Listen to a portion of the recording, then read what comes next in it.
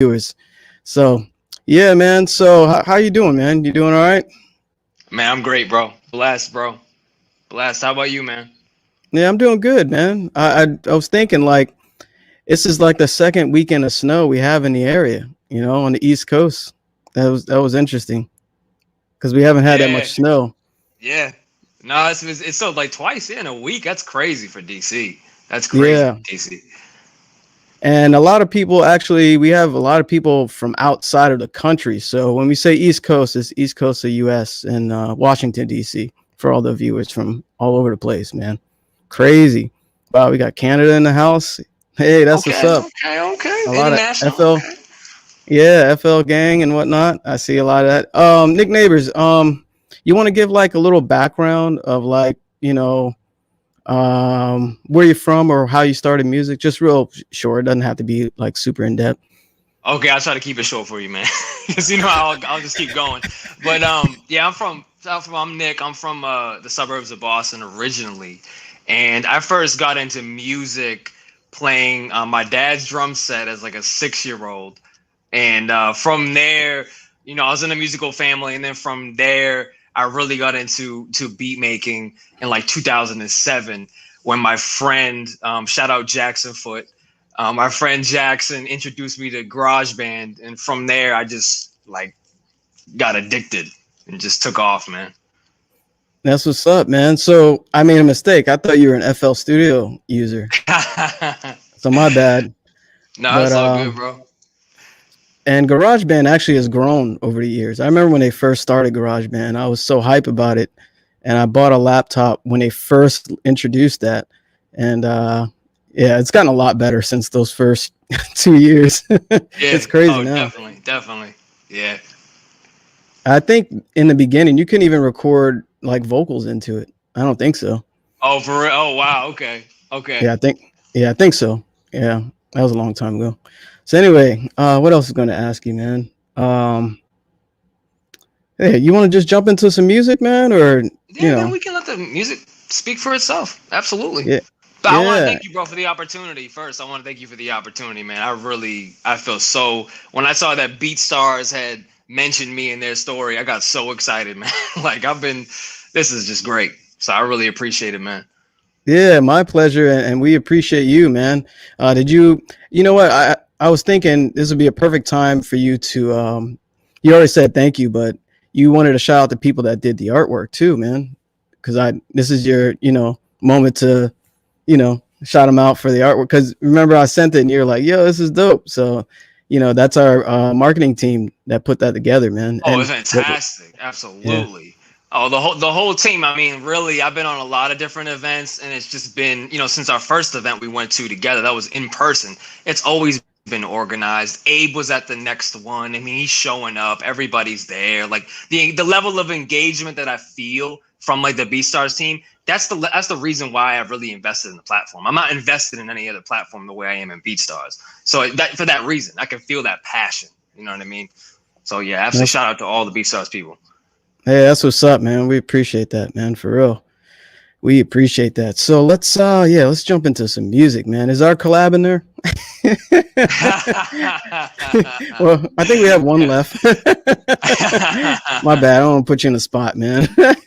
That's cool, bro. It's in there. It's like track 5, I think. Okay. If I you don't mind playing deliberately it, yeah. You said I'm what? sorry. Oh, I was gonna say you if you want to play it in, or I had to kind of set up an order if you want to play it that way, or that'd be cool. Hey man, your show, man. We can do it that way. No worries. And I deliberately didn't listen to anything because the first uh, impression is, golden. You know what I mean? So mm, this mm. is live for me as well as our guests that are here. So we got California up in here. Man, we got a lot of people up in here. Cool. So let's get into some music and then we'll Do it. build from there. Cool. So Let's let do me it, man. find this. And I think you might have to mute your microphone so that way there's no bleed or echo. Thanks, bro. I'm muted right now.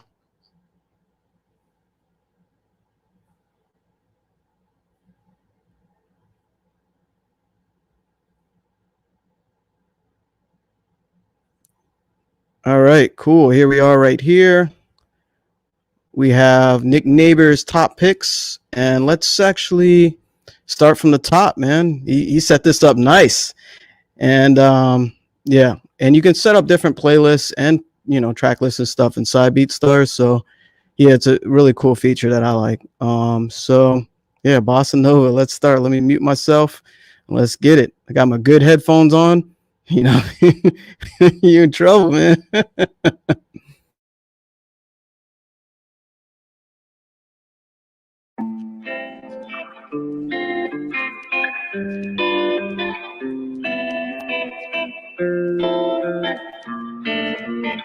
Neighbors got the house on fire.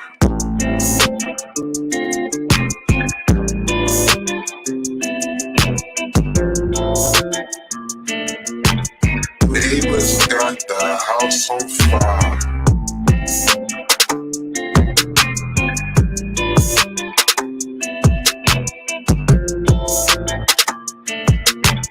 Neighbors got the house on fire.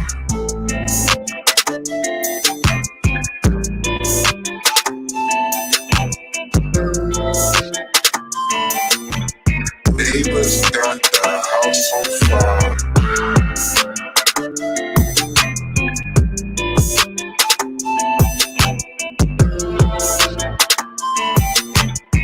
Neighbors got the house on fire.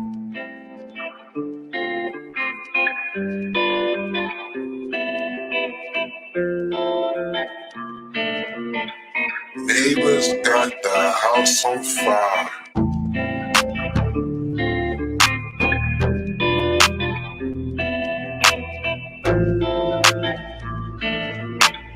Neighbors got the house on fire.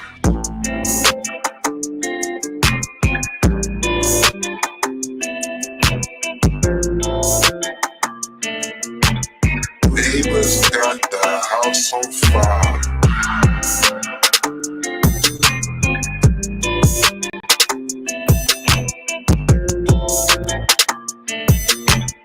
Neighbors got the house on fire. Neighbors got the house on fire. Neighbors got the house on fire.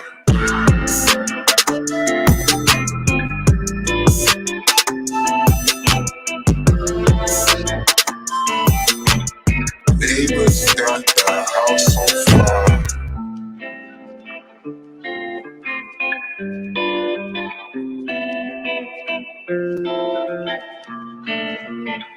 Neighbors got the house on fire.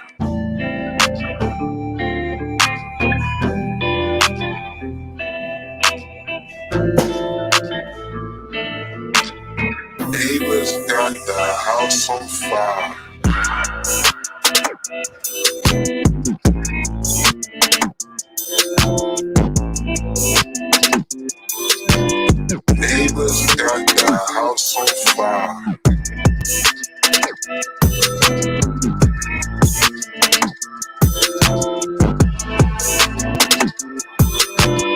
Neighbors got the house on fire.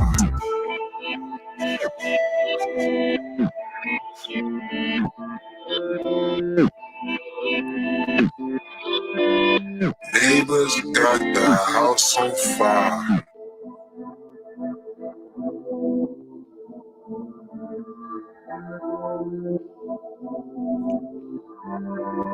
Neighbors got the house on fire. Yo, that's how you start the show, man. That's how you start the show. That was crazy, man. You're getting a lot of awesome feedback. Thank you for those that are, responding and whatnot. Yo, Nick Neighbours, that I can hear your growth, man, as a producer. I can hear what you're doing, man. That's amazing. Thank you, bro. Appreciate it, man. I see why you chose that one first, man. That one has some vibes. And you, question, do you mix your own beats? Yeah. Cool. What is your process? Like a quick rundown of, because it sounds really clean. I like how it's like that kick is slightly distorted. You got a little distortion, but it's punching through real nice. Like, what is your your overall process of mixing in 20 seconds. In 20 seconds, man. Make sure No, the just messing. make sure the bass is hitting. That's the number one. Drums first, melody second. Just that's kind of my like approach to it. In 20 seconds, I can give you a lot more if you want more. But No. That yeah, you focus on the drums first. You make that the priority, and then you kind of bring in the other elements. I noticed, right?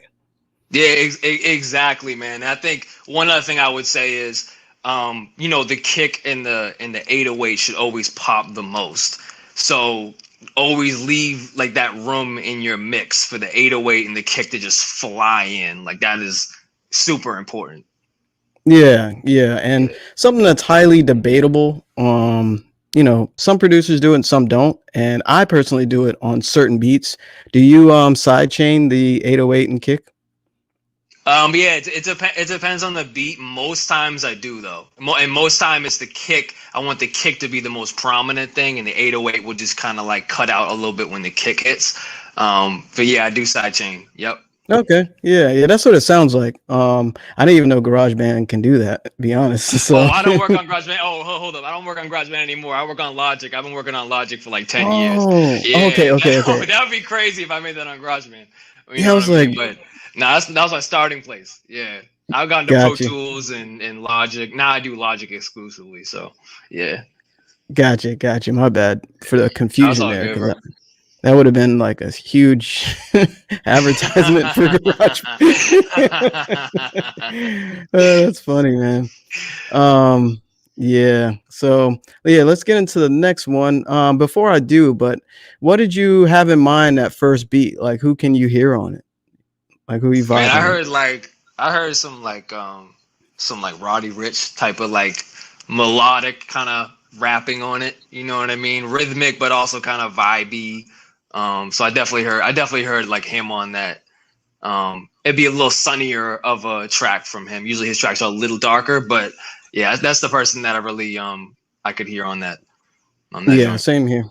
Same here. I think that was a major key, actually, not a minor key. I think I could be wrong, but yeah, Yeah, it's mine. definitely. Yeah. Okay. So, Bufo has a good question here, and I was going to get into it, but here it is. Thanks for jumping the gun there. How did he pick his name? Basically, Nick Neighbours, how did you get your production name? I know, but Oh, they my don't know. production name. Oh, Yeah. okay. That's my real name. That's my government name. My government name is Nick Neighbours. So that was easy. That was very easy. Easy Yeah. choice. Right. And I never met a producer that went by their government name. Why did you choose to do that? Man, I guess like similar. Always liked artists that put their name in their music. It's kind of a level of like for example, like some old school rappers that I love, like Nas. Like his name's Nasir. You know what I mean? Like a lot of dudes that like put their name in their music. J. Cole, Jermaine Cole, Kendrick Lamar. Like their real name. Something about putting my real name. It's not an alias. You're getting straight me. Like it's just straight me. Like it's kind of like a level of ownership. I feel like in my brand. Like my brand is me. You know what I mean? So I carry that everywhere I go. But then also I would say, I have a dope last name, so it worked pretty well. And growing up, I always liked Scott Storch, and I was like, you know what, like yeah, like his name, that's his real name too. So I was like, I like Is that. it? It's kind of Oh, cool. I didn't know that was Yeah, his real name. yeah. And your last name is spelled uniquely. So you're like, yeah, that's dope. Let me use that. Yeah, You know what you exactly. could do is use that for branding. Just use it like have someone knocking on the door or something. You know what I mean? Wait, your tag says what's your tag again? I tell you, his neighbors got the house on fire. There you go. So Yeah, you're shout already out doing it. Bosco, baby. Yeah, shout out my That's man what's up. Bosco for making that joint. Yeah, that's what's up, man. Yeah, you're already doing it. You're using you as a marketing / branding thing. That's awesome, man. Yeah, we'll get into that in a second. Oh yeah, Pharrell Williams. Yeah, someone commented here. Pharrell Williams uses his real name too. Yeah, thank you for That's a great reminding. point. That's a great Yeah, point. yeah, that's awesome, man. Let's play some more music, and let's get into the next one. OTW. You might want to mute yourself, Nick, if you haven't.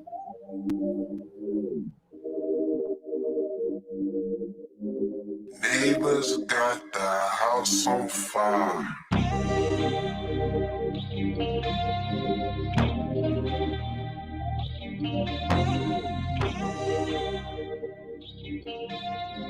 Neighbors got the house on fire.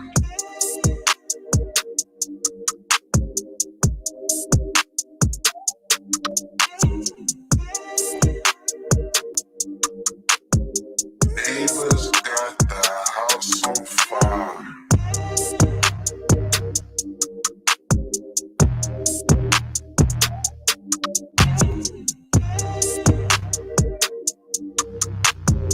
Neighbors got the house on fire.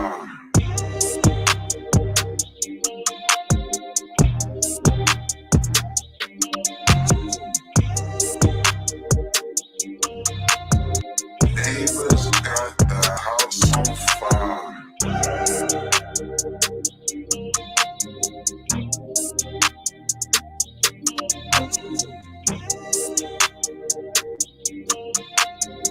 Neighbors got the house on fire.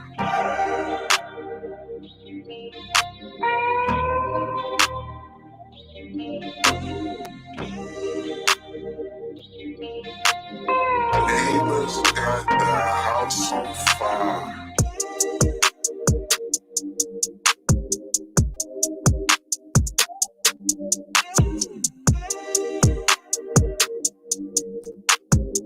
Neighbors got the house on fire.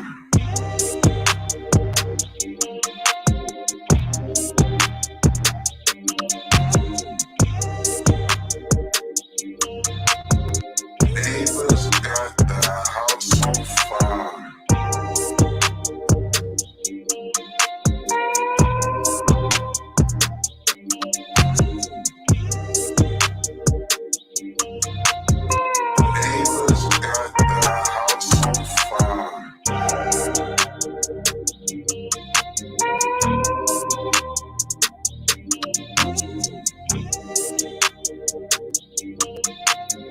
Neighbors got the house on fire. Neighbors got the house on fire.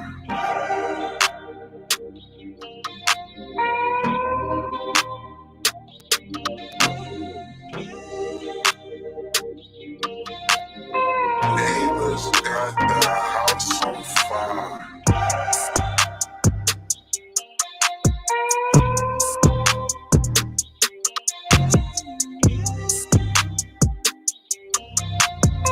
Neighbors got the Dope, house dope. on fire. Dope. Yeah, I'm seeing a trend here that you just got straight fire, man. My man, I appreciate it, bro. Oh yeah, man, no doubt. I noticed somebody had a comment that had a little house in the fire. So where was that? Here it is right here. Can you see it? Hey, shout out J Myth Music. I appreciate you, bro. Yeah, That's what's so up. use that for branding as well. The little house on fire, you know. I like that idea. I like that. Yeah. You know me, man. I'm always studying sales. You know what I mean? So there's something I was gonna mention. I do like how you had that little reverse sub effect you got going on, like where it goes backwards a little bit in certain parts. How long did it take you to kind of program that? That was really quick. I use Effectrix, which is like this plugin. It's hard to describe it. It's pretty much like 12 effects built in one. It's like a big grid, and like it's like in 2-bar increments. You can like just draw like certain effects. Like say you want in the first like the first second you want a little bit of phaser to come in, then you want to reverse it, then you want to do a stutter, then you want to do a loop. You can do all that in there like on the fly instead of having to draw the automation like manually, so it's a bit quicker. So I just ran it through Effectrix, selected the part of the sub bass, like that area that I wanted to reverse, and just drew the little line. Boom, that was it. So I'm always looking for more like efficient and economical ways to do do production things like that. Yeah, man, that's a gem right there. For those that don't know what Effectrix is, you just kind of drop that on them. I think their competition or similar products. I think it's called is it randomizer? What's the other one? There's one that There's I a glitch. rhythmizer. There's What is it? rhythmizer. Then there's like Glitch, yeah, I think. glitch. There you go. Yeah, that's it. That's it. Yeah, that's it. That's it. Yeah. Yeah. Yeah, that's the one I use. And what you did, you just chose the sub that particular sound and ran it through Effectrix, right? Exactly. Yeah. Okay, there we go. You guys can use that technique. And, Nick gave you that for free for those that didn't know.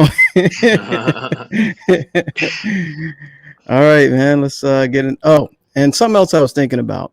Shout out to you, man, for helping our collab, get exclusive sale there. You did a lot of work on that. So, yeah. Yeah, man, that was a nice moment, man. I appreciate you, man. We definitely got to do some more in the future for sure, man. Definitely, bro. Yeah. And speaking of collabs, how should producers go about reaching out to other producers to collaborate? Well, I think it's different for every person, depending on your personality. But what I would say, like, works for me, like if someone's reaching out to me to collab, like what works the best is them like just showing a lot of love without any like motive, just like, hey, just, I like your beats, man, like just commenting and just showing love. And then like I always think collaborations are best when it's more natural, you know what I mean, where it's not forced, you know what I mean. That's how you make the best music. So I feel like just being just authentic, you know what I mean, just be authentic. Like, I like your music, man, I like what you're doing, and just complimenting and showing love, and that that always comes back, to you. So that's what works for me. That's what I like when people do that for me, and I do the same thing, for them too. Yeah, man, appreciate the honesty and the sincerity. I definitely wholeheartedly agree. And I think you can also pass that to artists as well. You Definitely. Right, you generally mess with, an artist's music, you automatically gravitate to who they are because the music's extension of themselves. So, yeah, definitely. Yeah. I like that. Absolutely. Yeah, that definitely. I totally agree. It applies to artists too. 100%. 100%. Yeah, man. Cool. Let's get into the next one. Love without expectation of return. Thank you, Evo Music Live. Basically, not your true intentions being needy, like wanting something by reaching out rather than giving value to someone else. So that's some deep stuff. We can have the whole live stream about that because we are on some deep stuff. But right there, man, y'all pay attention to that. So let's and somebody mentioned DB glitch. Is that one you're familiar with? That sounds familiar. I've never used it, but I've heard it's dope. I've heard it's really dope. Cool, man. Yeah, let's play some more music. And the next one is Slow Motion. Sounds like an R&B track. Let's see what it is.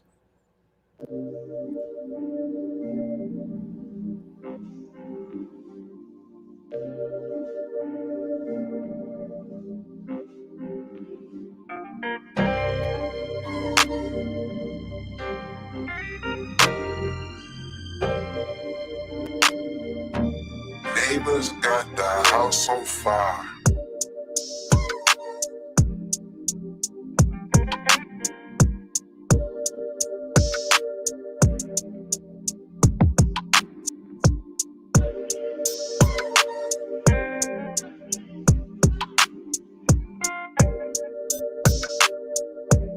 Neighbors got the house on fire.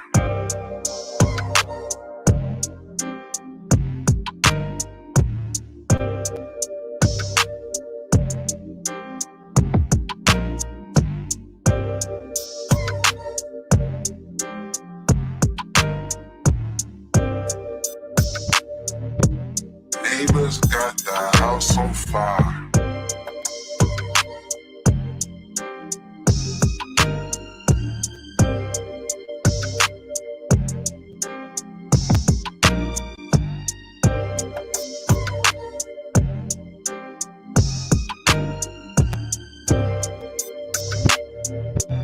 Neighbors got the house on fire.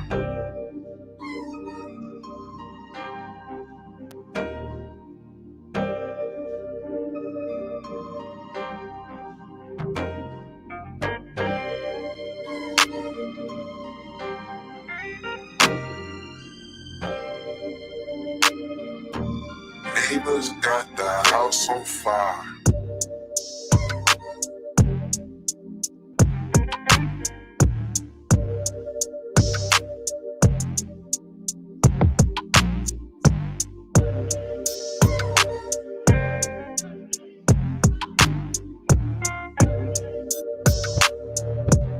Neighbors got the house on fire.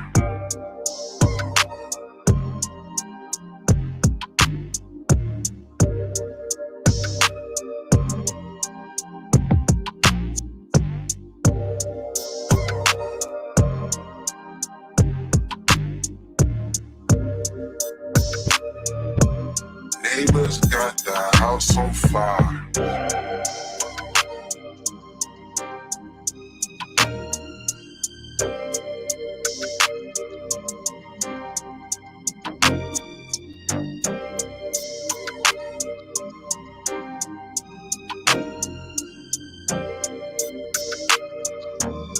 Neighbors got the house on fire.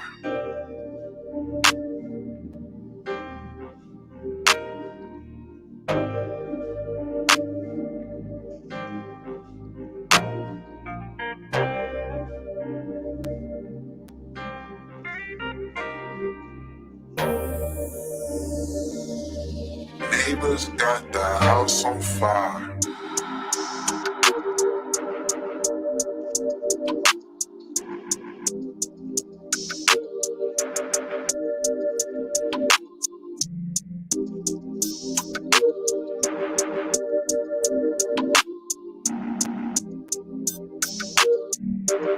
Neighbors got the house on fire. Neighbors got the house on fire.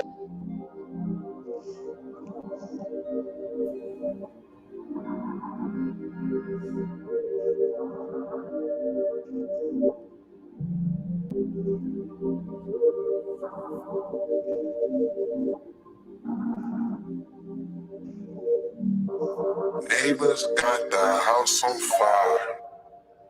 Yo, crazy, man. Slow motion from Nick Neighbours. That is crazy, man.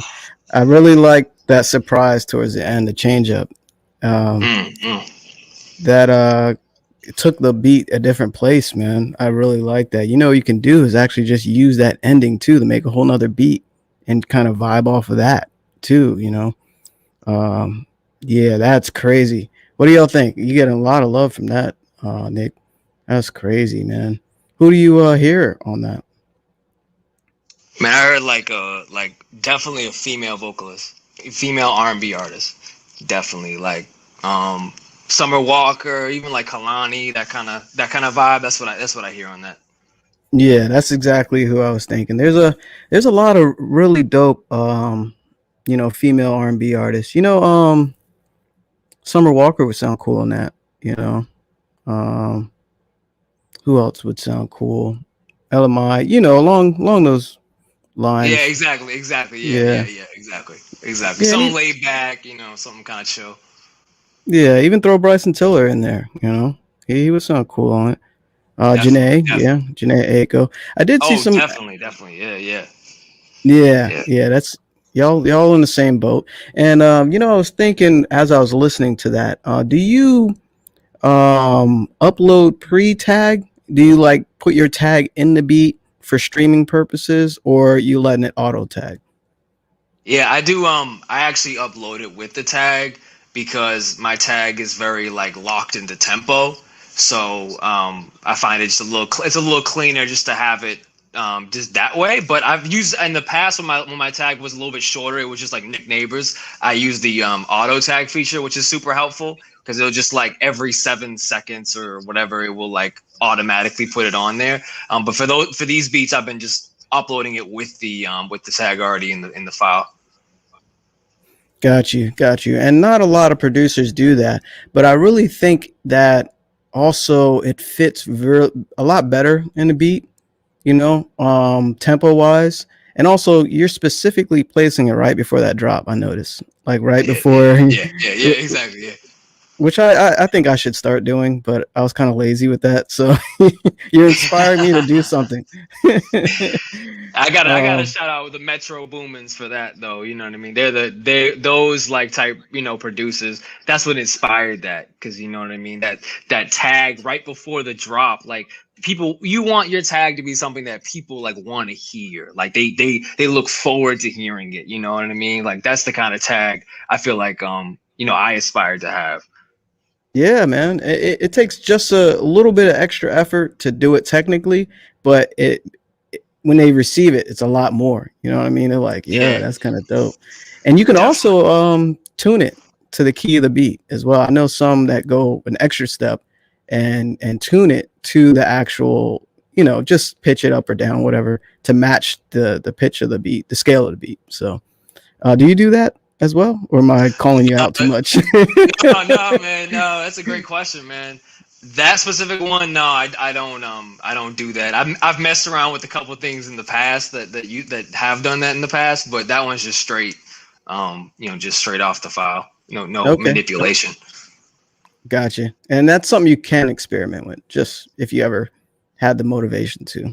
Someone said Jeremiah, Oh J yeah, Nick yeah, Music. yeah, yeah. Definitely, man. Absolutely. Yeah, Yeah. yeah, yeah. He suffered a health scare too, so I'm glad he's doing better, man. Uh, Mhm. let's see. Lamar Slaps official says that slow motion beat can take your beat block away. Very inspiring. So yeah, Thanks, man. man. Thank you, bro. That's really nice, man. Thank you, Yeah, bro. yeah. Awesome feedback, man. Yeah. See, that's why, I'm also, excited we get to do this, because I know what you make already. And I was like, yeah, I want people to hear what you're doing and help inspire other people. It's so important, especially nowadays. Yes. Yeah, man. That absolutely. That's on the forefront of all our minds. Really, the reason why I look forward to this the most, this whole show, is just to be able to share with the community. You know what I mean? And BeatStars is a real community with like real people really actually invested in it. So it's you know what I mean? I really take a lot of pride in being part of that community. Hey, man, we love it, man. Much love, bro. And it's worldwide, man, international. I'm seeing different countries right here, right now. So yeah, let's get into some more music. So we go from slow motion to thug love. All right, let's get it.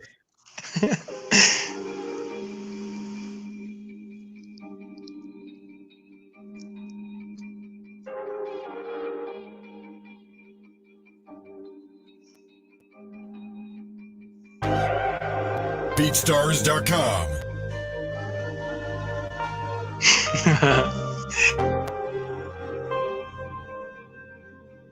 Neighbors got the house on fire.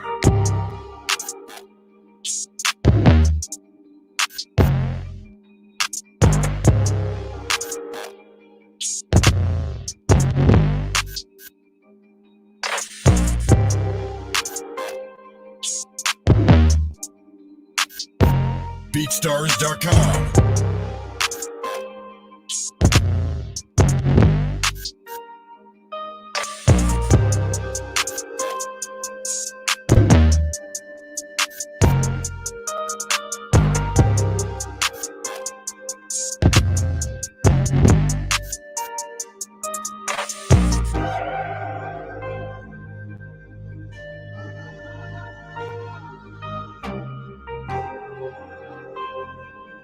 BeatStars.com.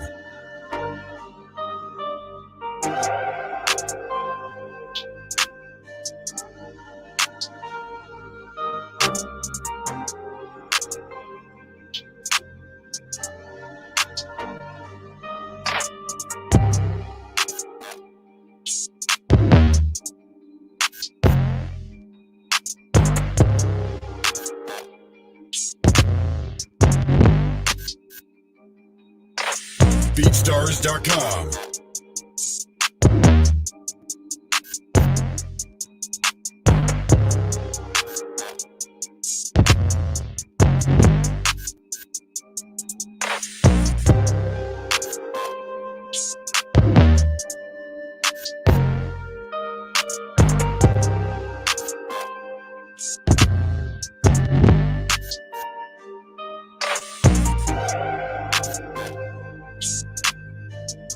BeatStars.com.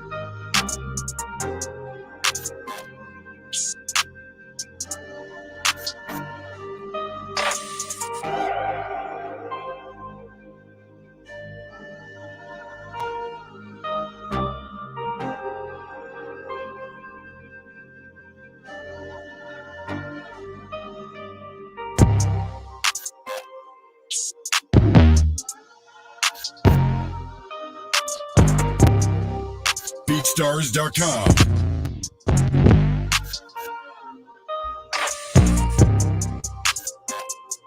All right. Yeah. I'm feeling that one too, man. That tag you got on that beat right there, that tag is crazy, man. Thanks, bro. Thank you, bro. Oh man. Yo, BeatStars.com. I think that's like There's the someone. auto one or something. I don't know where I got that from. I think that was like the automatic one or something. I don't know. Yeah, that's the default one. I'm just messing with Yeah. you, man. Yeah. Something I was gonna say. A lot of comments are about the 808 in that track. Let's touch on that a little more. What is your well, if you don't mind sharing, like what do you do to make it sound like that? Yeah, man. If you don't mind, sharing a No, little bit of I have sauce. no problem. You know me, I'm 100% transparent. Like I'll say whatever. Like for the 808, the first thing to do is get the volume right. This is the more basic thing. You get the volume right, and then from there, it's all about compression. You know what I mean? And I noticed I really learned how to get my 808 banging by studying BeatStar producers, successful BeatStars producers, because I think it's important, like, to keep in mind there are like professional engineers, and then there's also the engineering aspect of a beat making process, which is different. They're different things. You know what I mean? And what I noticed is specifically like people who make my genre on BeatStars, how their beats are mixed. The 808 is incredibly aggressive, extremely aggressive, more aggressive than like a studio mix on an album. Usually it's a little bit harder. So once I kind of noticed that artists who want to buy my beats are looking for that. Like every artist I've met, they always want something that's just slamming. So what I started doing with my 808 was turning up the volume, but then also using a lot of compressors, specifically Waves Trans X Wide, which is like a micro compressor, the transient designer, I think it's called, where it like allows you to manipulate like the first like 12 milliseconds, and you're able to like make that like that click, you get that click on the right when it hits and get the impact. Because bass isn't all about just how loud it is, it's more about impact, especially when you're talking about like 60 hertz. You know what I mean? That's straight, that's in your chest, like that's just straight in your chest type of sound. So really, yeah, just I put a lot of L2, I put like maximizers on it, just really crush it, get it really, really really dense. And then I also brighten it up too. I used to like keep my 808s dark, but I realized that people want the 808 to like cut through the whole mix a lot of the times. Kind of how like in house music, if you listen to that, you'll notice like the kick drum will just cut through every frequency range. I mean, it's got the sub, it's got a click at the top, it's got the whole thing. So I started mixing my 808s a little differently. That's a great example, that track right there, of what I'm doing. Yeah. Definitely, man. Thanks for breaking it down, for a lot of For the sure. viewers here. Because it's a very popular sound, and it wasn't always around, because I've been around a bit, and I noticed how music has changed, and that kick and 808 combination is, was hot right now. So being that you're tapping into that and you bodied it with the last couple of beats, Thanks, man. it's crazy, man. Evo Music Live says saturation and subtle, I meant subtle, mid, high end distortion on 808s add amazing texture too. So it's That's basically a the great same point. thing. Yeah, almost the same thing, but there's different ways to do the same thing. Like I could take the 808 and do something a little unique that you don't do. So it's all about experimentation and how far are you willing to experiment. Right. Because I've done some crazy stuff with 808s and people are like, how the hell did you do that? I don't remember. I was in the zone, putting plugins in and Right. doing what you said. Yeah, just going crazy, man.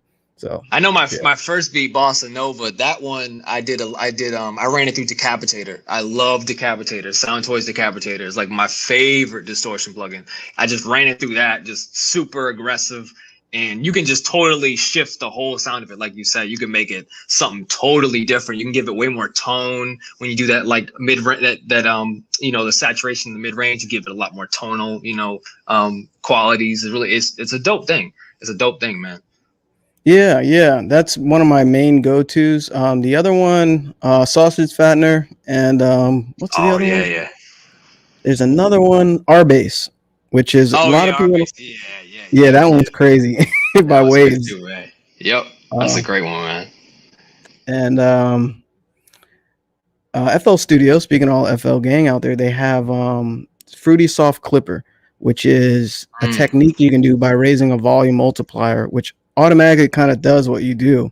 So that's another tip. I wish I could show my screen, but this is, it's not a tutorial, a beat tutorial. This is a showcase. But anyway, we're getting into some deep stuff. So yeah, there's some gems for y'all.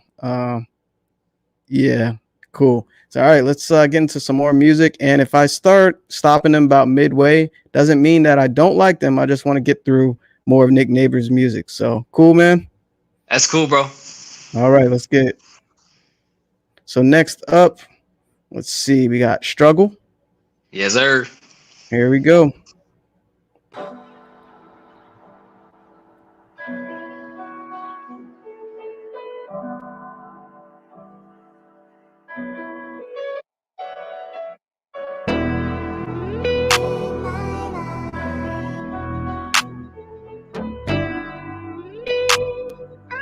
Neighbors got the house on fire.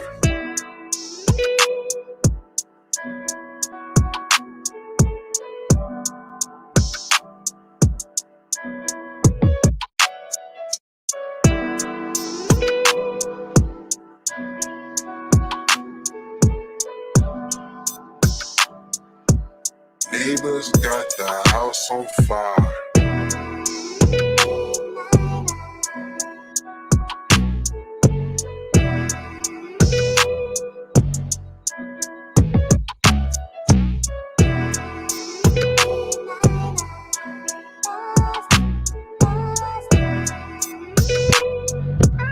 Neighbors got the house on fire.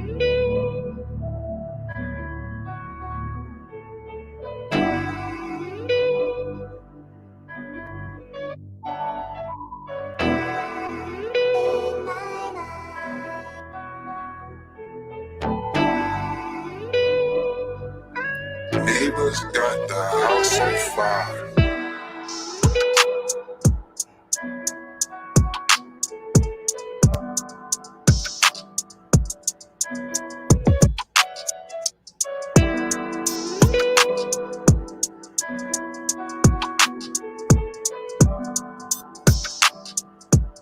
Neighbors got the house on fire.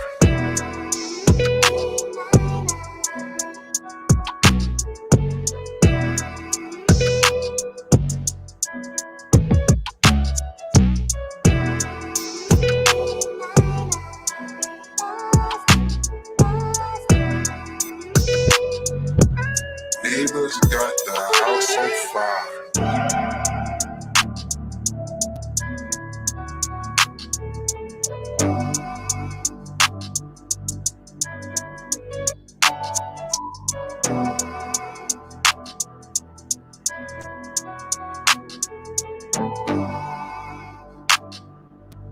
Neighbors got the house on fire.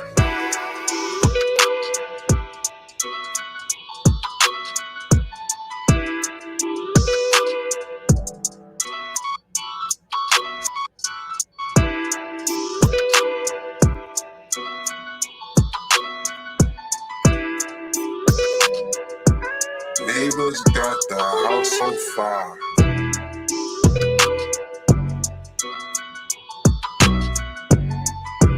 All right, I have to stop.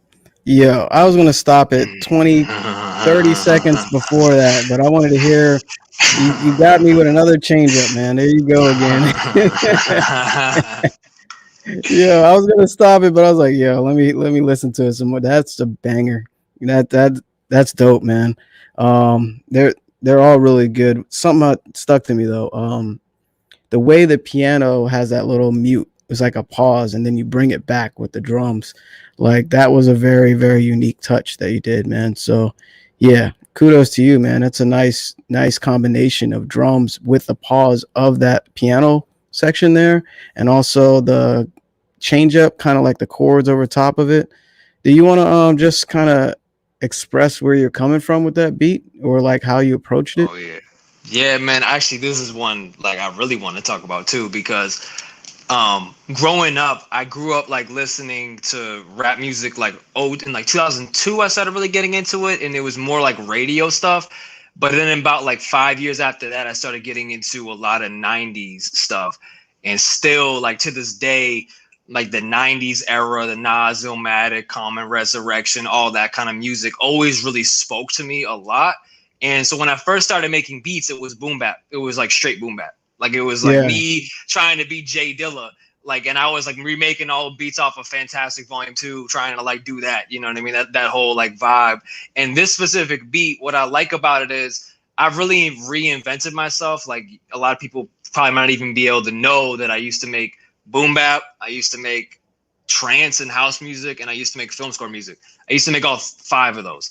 And I've transitioned to making like the trap sound and rap and R&B, like current music sounding stuff. But my heart is I still have that heart for, you know, the soul samples, the live instrumentation samples. And I feel like this specific beat is, I feel like it's a hybrid. And it really made me think of artists like a YBN Cordae, like that kind of artist. You know what I mean? Like the J. Cole's, that kind of like, you know, you get a little more lyrical, you know what I mean? Like, so that's kind of where I was coming from with that specific beat. Yeah, man, I could definitely hear how exactly what you said, how it's a hybrid of boom bap elements, you know, with a current almost trap soul, but also, you know, that 808 thing that you do. So yeah, excellent job combining those elements, man. Really, really dope. I like that one a lot.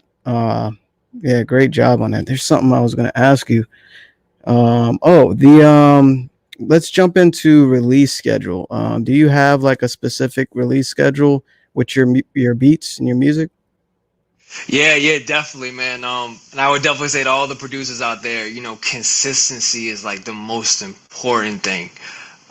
You know, I remember, bro, when you told me at the show at the first BeatStars show that I went to, you said, you know, I asked you a question. I was like, you know, I just want to get the free account. Like, should I just stick with the free account and just till I get my first sale and then I'll go pro? And you said, bro, like you need to invest in yourself. Like you need to invest in yourself.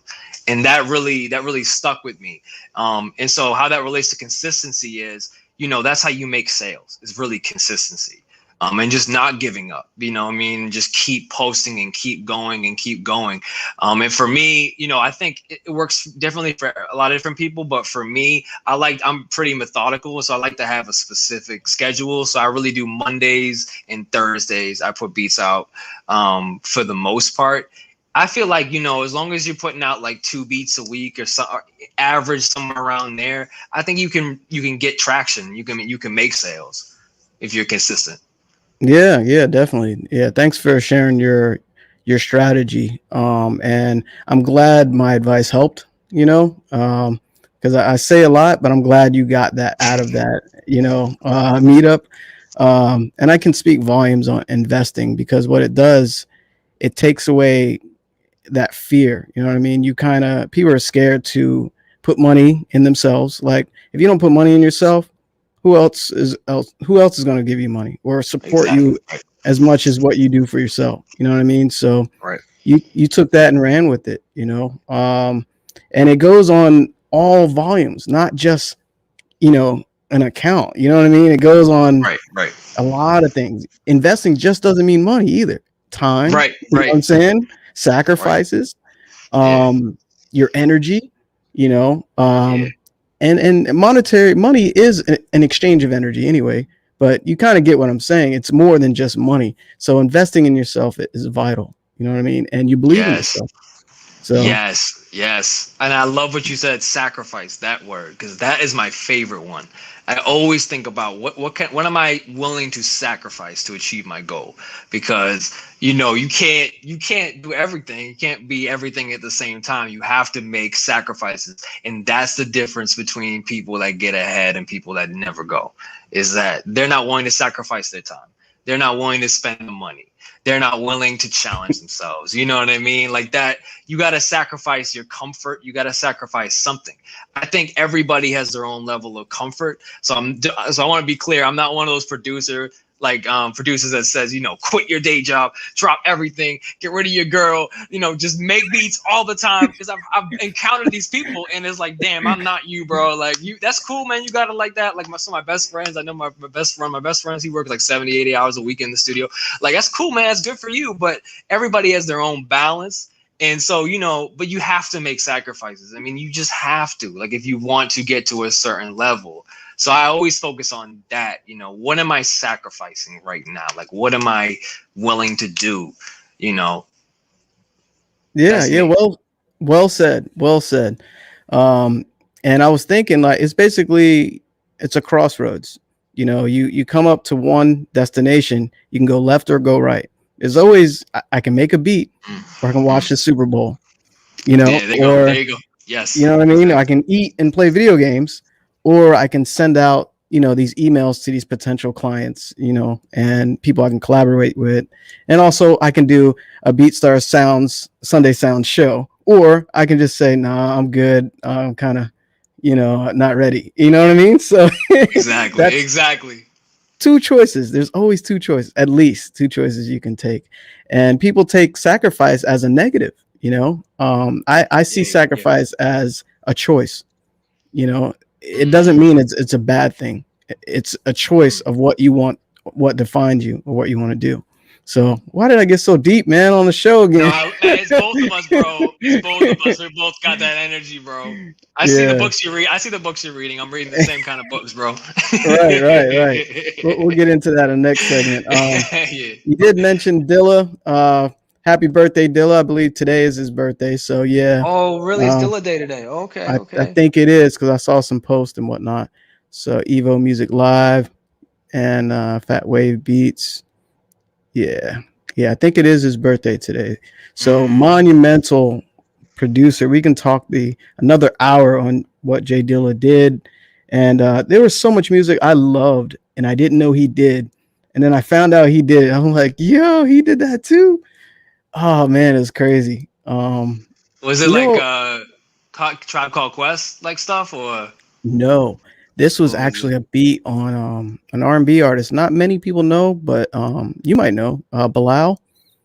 Oh yeah, of course. Yeah, absolutely. Yeah, he's one of the Soulquarians. I think he was part of that too.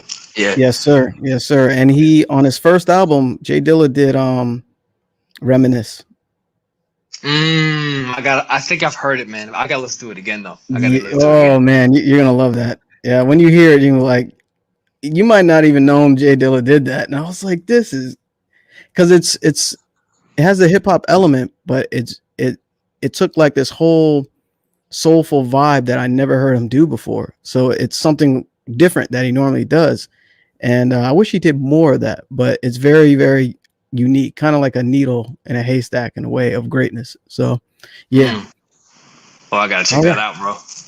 Yeah. So next up, I noticed I see my name there, our collaboration. We got to it. So Nick did his thing on some sounds that I have and whatnot. So and came out pretty dope, man, to say the least. So this is Night Ride, and actually it's a fan favorite on my side as well, man. So yeah, let's see how everybody thinks about it. And it's always cool to see producers showing love on here. I see a lot of really good comments. So yeah, let's get it. Night Ride.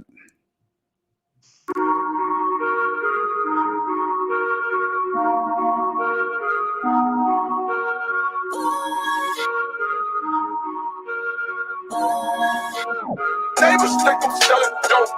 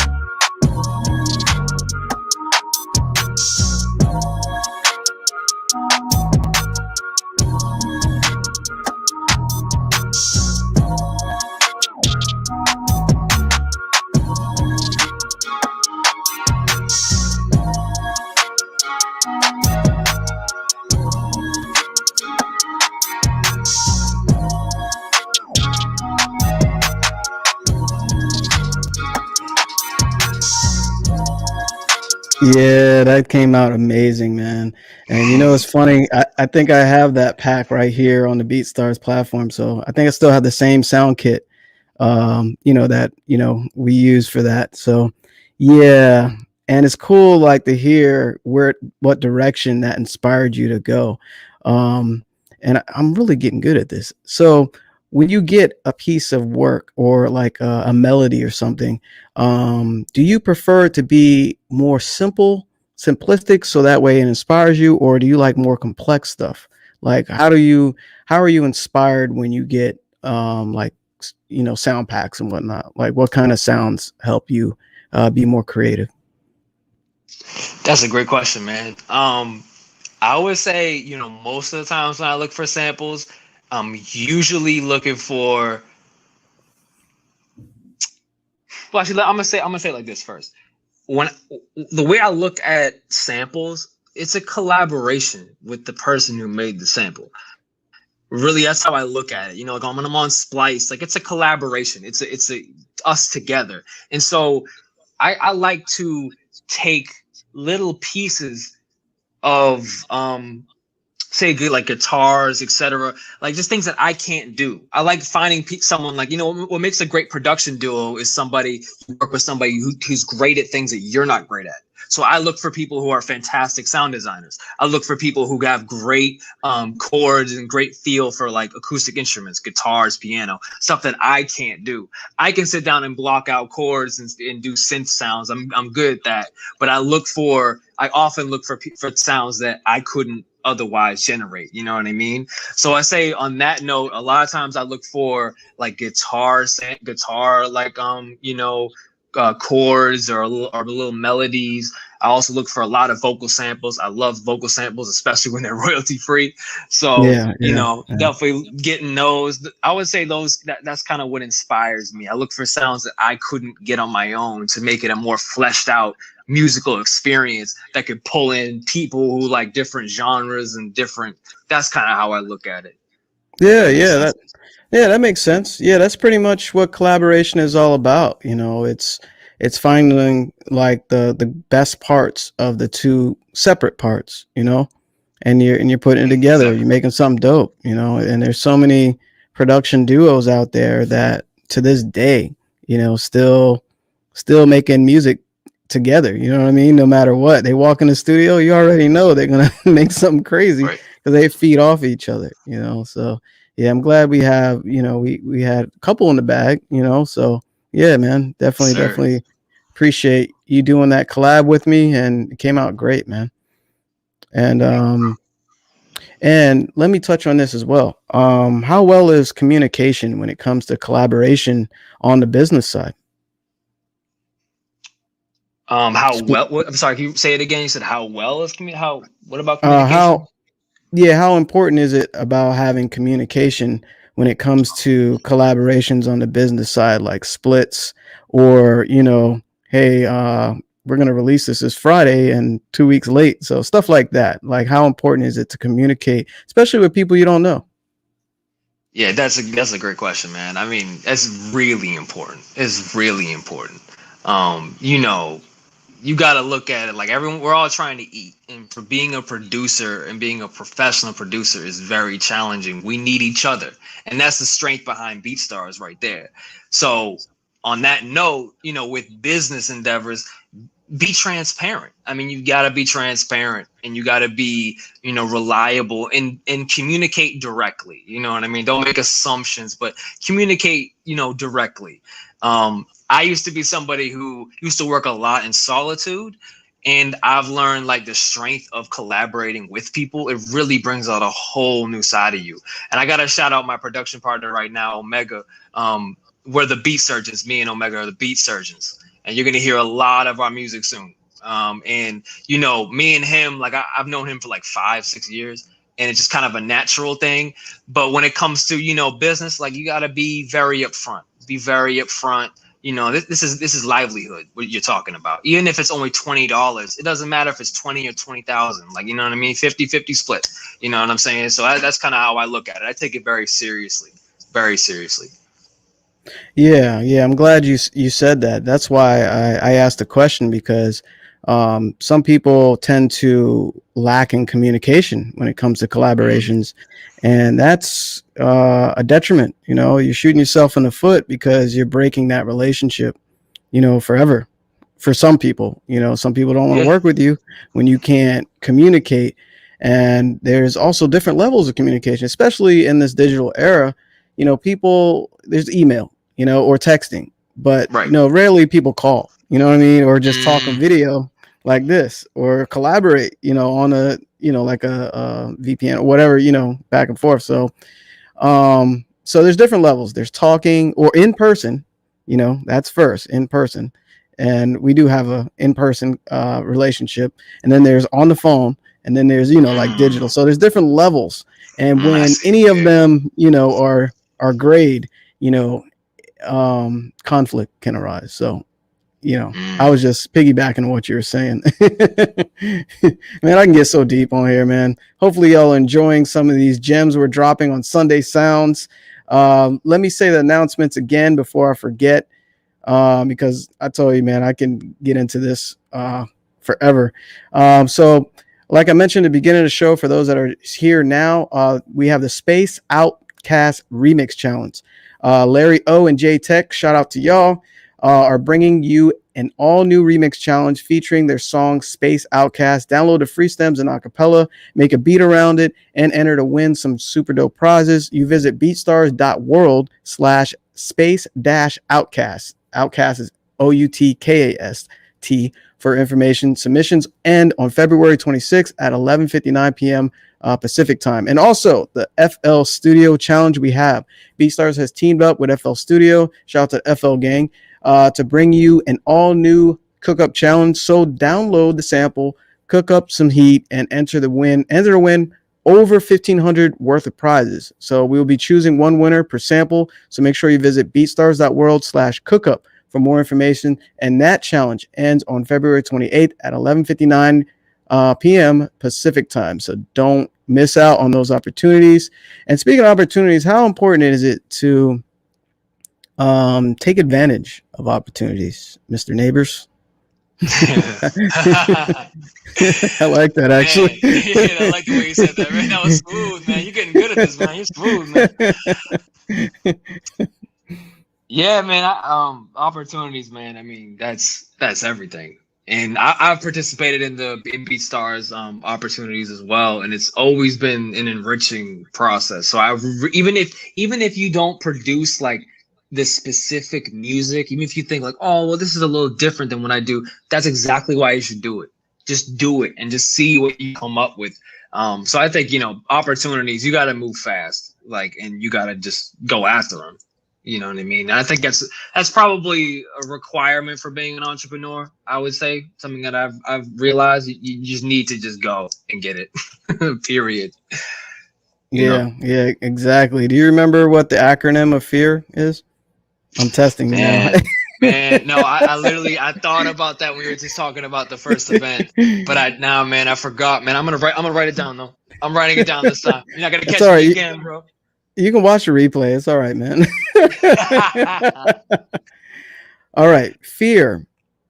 Put it in the comments if you know what the acronym is, but false events appearing real. So basically, whatever you're manifesting as fear isn't really real. You know what I mean? So I don't want to go too far with that, but I'll let you write that down, let that marinate for everybody that's watching and that sees that later. And hopefully that gem, thank you, J Myth Music, thank you, those gems will help you in the future, man. Really appreciate y'all. And somebody else said something really nice. Evo Music Live, man. Nick, check out this comment here. Thank you, Phanatic and Nick N, for taking the time to actually talk as the artists and people that you are. We are all here to appreciate and support the artists you are, but to hear and experience you as people is a true privilege. And I personally appreciate this opportunity. Man, thank you, man. That's like one of the best comments I ever read. I really appreciate it. Do you have any reply there, Nick? Oh, man, I mean, I don't know what else to say. I really, really appreciate that, man. That made my day, bro. Thank you, man. Yeah, man. Thank you. Because it goes a long way because on the internet and social media, there's a lot of hate, man, and a lot of discord in people and how they express towards other people. But that means a lot, man. Thank you. So let's get through the songs here because we can talk, man. So the next one is So Cold. Let's get it.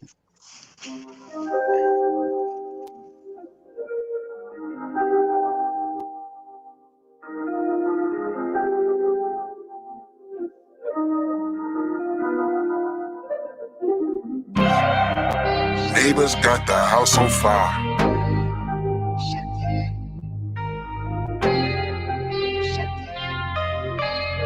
Neighbors got the house on fire.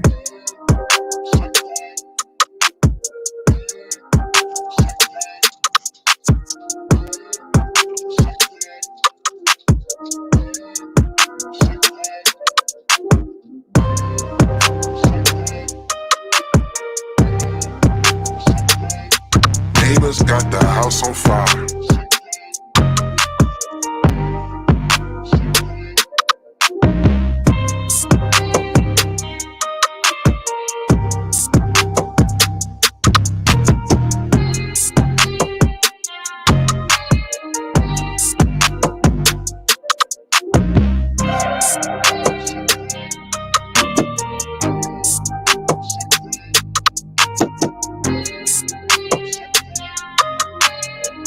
Neighbors got the house on fire.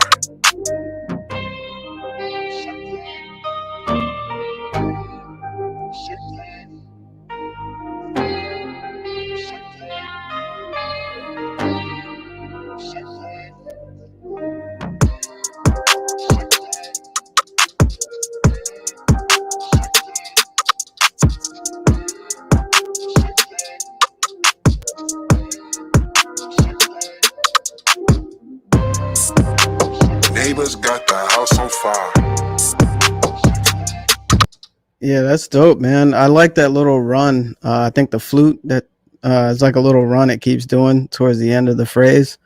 That stood out to me. And the chords, man, did you play those or kind of just what do you call them? Arranged them? Yeah, so it was like the core melodic elements, a guitar sample. So the chordal elements coming from the guitar, and I put a little bit of a little synth lead over that, just some keys, down, down, down, down. That's the rest of that. Pretty simple, man. Yeah. That little little run that flute does at the end, that's hard to it just kind of brings out the beat, and the drums are crazy as well. So pretty much every beat you played on here, the drums are just nasty, man. So really dope stuff. Thanks, man. Yeah. Thanks, bro.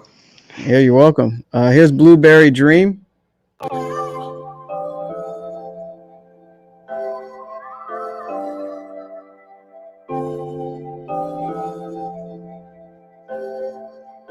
Neighbors think I'm selling dope.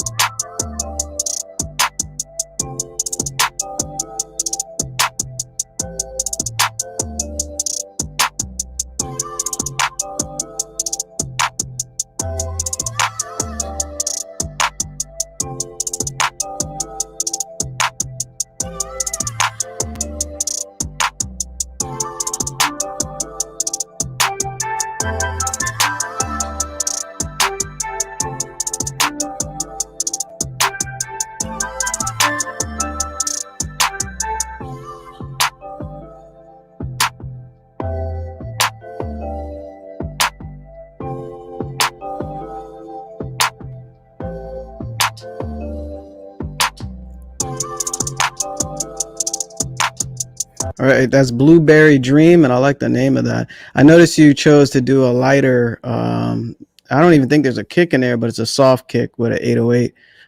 That was probably because you're going after specific sound, right? Because that's a little different. Yeah. Yeah, I figured. Because that one has like, I don't even know if there's a kick in there, but it's obviously 808 in there. But yeah, No it has kick. some vibe. Yeah, no kick. No kick. Okay. That at least my ears still hear something. We did have a really good comment question, if I can find it. There we go. Carlos says or asks, any tips on people just starting their BeatStars? You have any tips for them, Nick? First, give yourself a pat in the back because you already made it somewhere. First thing. That's a great step. You made a good choice. From there, just keep making music, man, and just keep uploading it. That's it. Just keep going. There you go. Straight and simple. And a lot of times that's what it is. Us creatives tend to make things harder than what it is. And we, like I was saying, we stop ourselves from growth by overthinking things. We overthink beats. We overthink certain marketing things to do, certain posts and stuff like that. Especially starting out, you got to kind of just let go and just push yourself, and also not listen to other people, because everybody's journey is different. Take what works for you, but don't let it define you. Hey, there you go. There you go. Look at you dropping gems, man. Come on, man. Let's go. We gotta write a book after this, bro. Y'all take that snippet and post that. I love it, man. Don't let it define you.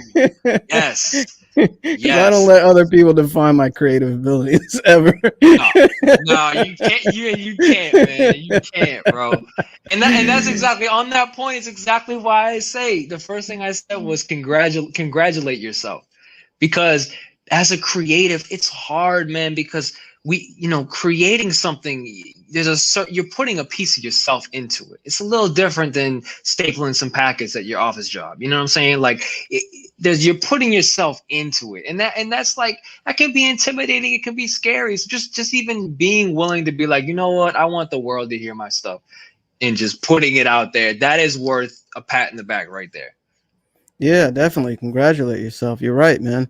And you're going to take some criticism. A lot of people won't like certain things. And also, you're making like instrumentals. Like, sometimes artists have it worse because they're getting on stage. Oh, yeah. They're talking about, very personal stuff they've been through or experienced, and you get to do it musically. So it's right. It's different levels of expression. So let me play the next beat. This one is Sunshine. And this is number 9 bars right there.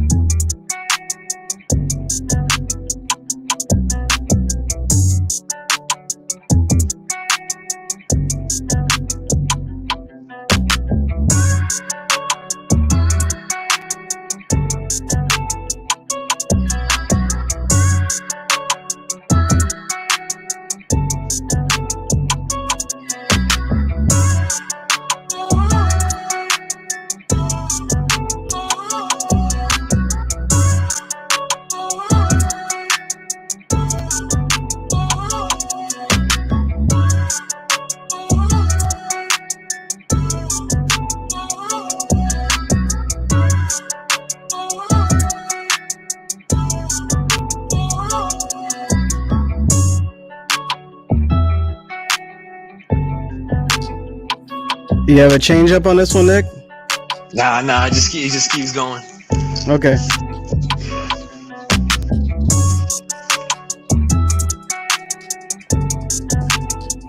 Definitely dope, man. I like the space that you have on that beat, you know, like I know a lot of producers suffer by not knowing that balance between you know, having what do you call it?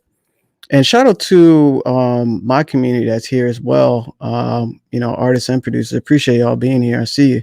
But like I was saying, I notice you have a good balance of knowing how many sounds to add in a beat.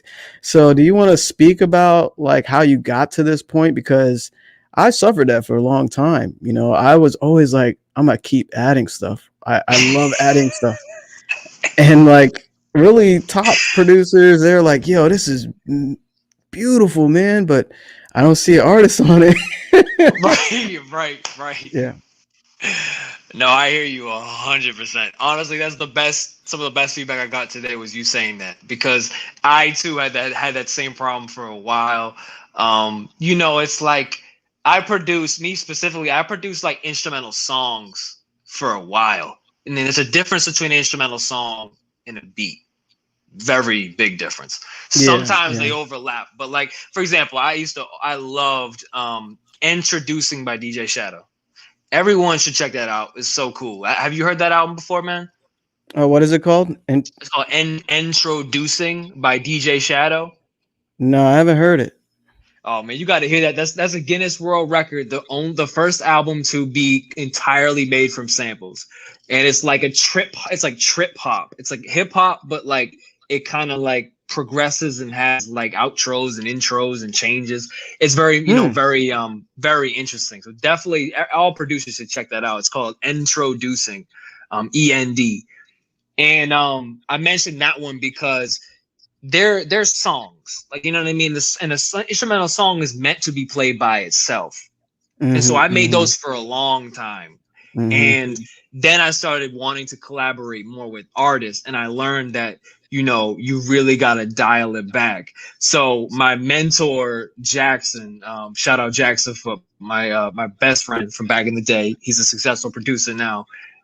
He taught me just like simplify it, like literally use two sounds. Like I'll restrict yourself to only two sounds and just see how much you can create with those two sounds. And I feel like for the realm of hip hop, like if you want to make like trap beats or whatever, simple are the ones that are the earworms. Like not everybody wants to make radio music. Not everybody wants to try to make a top 10 record. You know, a lot of people will say that, but they don't actually want to create that music. But if you really listen to those beats, for example, like Cry Baby, Meg Thee Stallion and The Baby, it's a hit right now. Or even Body, Meg Thee Stallion. The only melodic element is a sub bass in the whole track. Like it's very, very minimal. And I had to really work on myself and discipline myself to not use too many, you know, sounds. And I still feel like I'm still guilty of it at times. I definitely am. But I would say in this, especially in this era of hip hop music, I think producers can throw more sounds in, because what I'm noticing is the way rap artists tend to specifically tend to perform. Melody is a very prevalent in rap now, where it wasn't like in the 90s really as much. And I've noticed that they can sing like in flow. The flow is a little more loose, and so you can I think you can put more sounds in now than you could back in the day, honestly. And so it's a great time to be a producer, you know, in my opinion. Yeah, you said so much there, man. Yeah. And you learn to discipline yourself with limiting how many sounds and what sounds you choose, but also pushing your creativity with that limitation. Nice. See how I broke that down? Smooth, man. Smooth, bro. Hey, I'm flexing. All right, so let's last beat, man. Let's see what Nick Neighbours is presenting on this last beat. And we had some comments here. You know what? I'm going to save some of these questions for just probably like a minute or two. I'm doing really good on time. So let's check out the last beat before I mute myself. This is Oprah. I want to say something real quick. The Go ahead. title, so there's something for producers too. Why is that track called Oprah? Like when you look at the names of my tracks, Sunshine, So Cold. Like one thing I learned, marketing is a big part of, selling any business. Any business needs to have marketing. And I think it's important for you as an entrepreneur and as a musician to find a balance where you incorporate marketing while still being true to your artistic visions and whatnot. And specifically, so that some of my tracks have there's no like tight beat or whatever. Some of them have tight beat. I was experimenting with different ways to reach, certain people.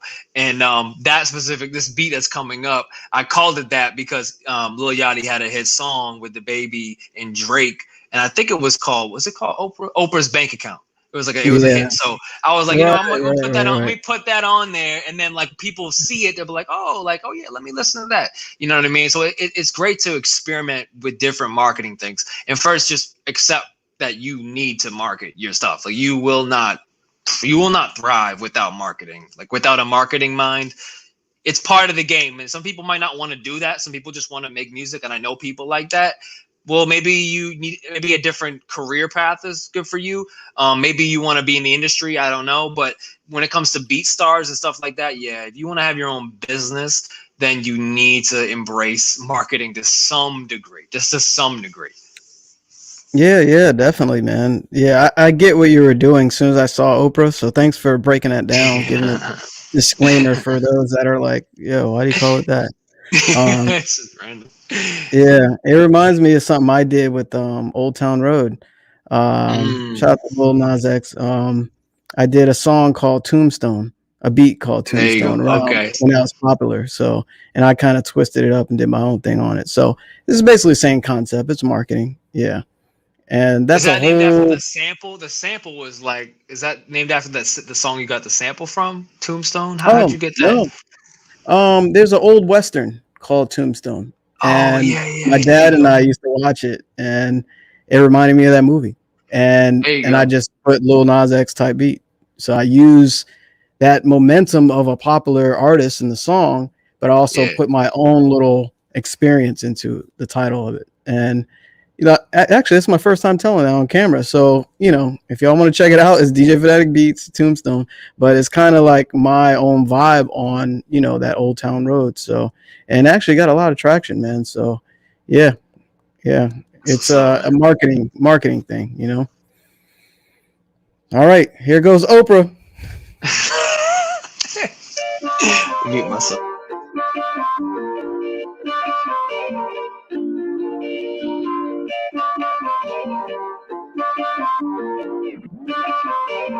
Neighbors think I'm selling dope.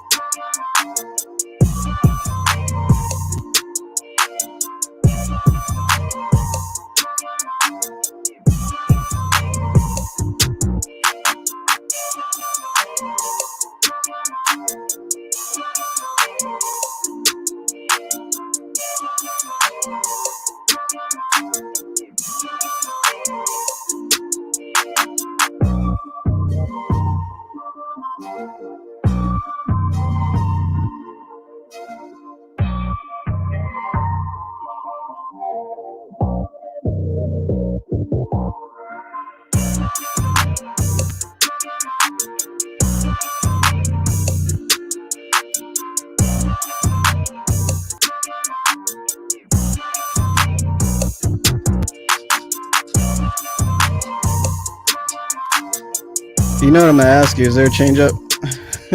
Nah, this one. Okay. Thank you for asking, bro. Seriously though, I Yeah. appreciate that, man. Yeah, for sure. And there you have it, Oprah, and that's Nick Neighbours Hey. right there, showcasing just 10 of his beats in one of our collabs. Thanks for putting that in there, by the way. Appreciate that. Uh, what do y'all think about that? Let me know in the comments, man. Definitely appreciate all of y'all being here live with us right now. And again, this is Nick Neighbours on the Sunday Sounds BeatStars show. And we really appreciate you being here, man. You want to shout out anybody and let people know where they can find you on BeatStars and whatnot and your socials and all that? Absolutely. I'm gonna shout out my wife first and foremost, Abigail. I Hey, think she's watching this in the other room. I love you, baby. hey, My Abigail. fam, yeah, of course. You know her. You actually was you were the DJ for our wedding, so shout out to you. Um, and my whole family, my friends. And yeah, you can find me on Instagram on BeatStars, Nick Neighbours, and that's NEIGHBOURS. Don't forget the U. Yeah, I drop beats every Monday, every Thursday. I'm constantly uploading heat, so just check out my page, man. Thank you so much for having me too, man. Thank you to the whole BeatStars, community and the family. I really appreciate y'all. It's a pleasure, man. We're glad you're a part of it and glad you're open to being interviewed and sharing your music and also sharing your knowledge, for other producers and also just, being a long time, basically family member of the fam, you know what I mean? So yeah, I wouldn't have met you without BeatStars, to be honest. I don't think I would have. So yeah, it's a definitely cool experience and opportunity. And we're gonna drop some questions in here, y'all. We're gonna do probably 5 minutes of questions. And the first one I noticed that we didn't respond to is shout out to Almighty Sanaxo, and please excuse me if I mess up your names because I don't mean anything personal. So if I mispronounce, please excuse me. He says, what does a publishing deal mean in your own definition, Mr. Neighbours? Oh man, okay. Well, I'll be Heavy. honest, Almighty. I'll be honest with you, bro, or sis. Um, I don't have one, so all I can speak on is I have my best friend has had one for quite some time, and a publishing deal I think is a goal that a lot of us producers have. It's a very tangible sign of success. It's something, that I think is really, I'm gonna say glorified, but I might say glorified because some people really think that they gotta get signed. And I think it's definitely from watching my friend go from a producer in his college years to going along the road to being multi-platinum and now in LA. I can say that publishing deal can help you. But I think one thing for me, I'll just speak for me, I'm not particularly interested, not that interested. And the reason for me personally is just how I work. I like to be in a little bit more control. And I think sometimes, being a professional musician is a very difficult thing. There's so many things you have to balance, and I'm still working towards my goal. So I'm a work in progress, but I think that we have to be wary when we look at other, when we look at situations like how can somebody else get me to where I want to be? Because I've noticed some people and some producers and artists that I know well, they'll say like, oh man, I just got to break through. I just got to know this person. I got to know that. I got to do this. Like I need people to put me on. That kind of approach. 2021, put yourself on. Like that is the most important thing. You need to put yourself on. And that's why I think BeatStars, for me, is a more valuable asset than a publishing deal, at least in hypothetical terms, because I have not been offered one. We'll see what happens when I get offered one. But right now, like, the beauty of BeatStars and focusing on that is you're able to keep your money and you're able to have ownership. You know what I mean? And that is a sacrifice that you have to make when you go into a publishing deal. It can't open you up to certain artists and certain opportunities. And my friend is a great example. But I'll tell you right now, my friend, he worked for 4 years, 70 hours a week, and didn't get a single cut.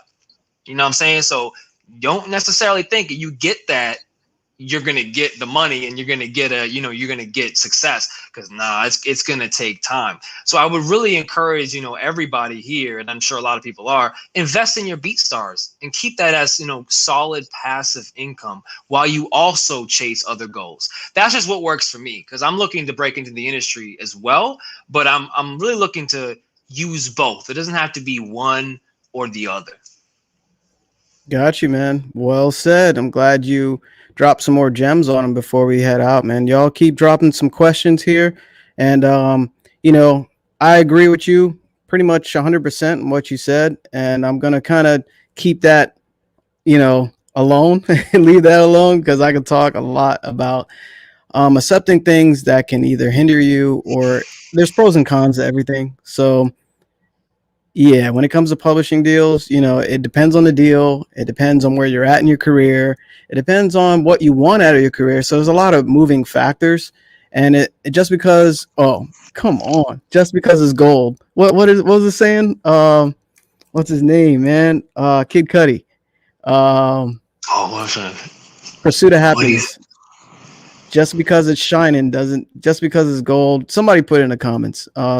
Basically, just because it looks good doesn't mean it's always good, basically. Yeah. And I'm messing up the actual words, but because it was a perfect segue and I got excited. So let's but yeah, basically just because it's shining doesn't mean it's gold. That's what he says.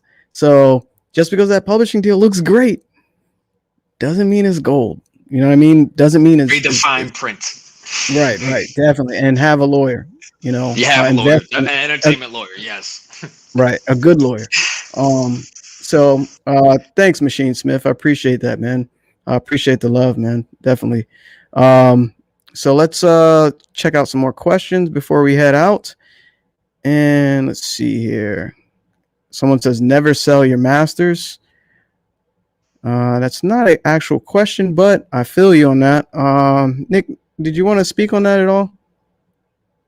Never sell your masters? Well, I mean, I'll be honest, I'll be totally like upfront. I haven't even really gotten situations where like I'm talking about high level production credits and a lot of money on the table. I'm still working towards those goals. So take what I say with a lot of salt. I'm not a big fan of never language, just in general, because I'm kind of like, depends on the situation. But that said, bro, I feel where you're coming from 100%. I feel the spirit of what you're saying 100%, because yes, it's all about ownership and in protecting your art. And like I said before, in 2021, you got to make yourself your own boss. And that's exactly the mentality. So I completely understand, where they're coming from with that at the same time. Yeah. And shout out to Evo Music Live, man. You've been a great supporter. Definitely appreciate that comment. Much love. What are great Sunday sounds. Hey, you know what? To be honest, this is actually my first Sunday Sounds show. I used to do the Saturday Sessions show with artists, so I'm kind of flipping it a little bit, and I was invited to do Sunday Sounds. So definitely appreciate that comment, man. This is my first Sunday Sound show with Nick Neighbours, and he's doing an amazing job, man. Let's see here. Any more questions? The board is open. And I have a question for you. You mentioned some of your goals. What are some of your goals as a music producer? Like, let's say this year, what is something that would like blow your mind, other than being on this interview, like in your in your music career? Like what would be a great goal to reach this year or in the next 5 years? Yeah, in the next 5 years. Well, I'll be honest, I just pulled open a tab on my computer. I was just working on my goals today. So I can tell you in my 6-month category, I want to reach 100K on BeatStars. So that's one thing I'm working towards in the next 6 months, and I will accomplish that. I think in terms of like, longer term goals, my goal has always been Let's to let's heal. interrupt. Oh, I'm sorry. What 100K happened? 100K Yeah. plays or 100K, revenue. 100K. Oh shoot, that's one of my goals too, but that's a little later on. 100K streams. So that's Okay. just streams, not Just not wanted to sales. define it. Yeah, Okay. My yeah. bad. Because I think that my wife has a great term for this. I forget what it's called, but it was vanity statistics or something. And what she means by that is, plays don't always mean just like followers. How many followers do they have?